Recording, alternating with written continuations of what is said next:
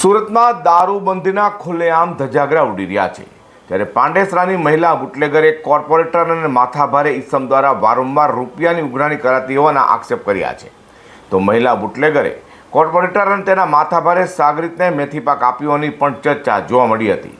હાલ તો મહિલા બુટલેગરના આક્ષેપો લઈને સુરતમાં રાજકારણ ગરમાયું છે. સુરતમાં ફરી દારૂને લઈને રાજકારણ ગરમાયું હોય તેમ લાગી રહ્યું છે.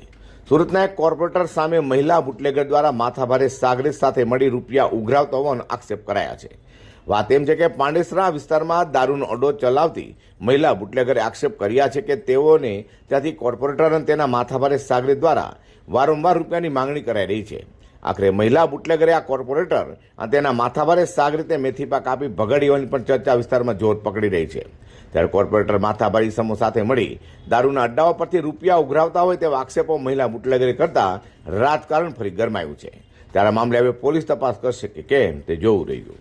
Bureau report G 24 news.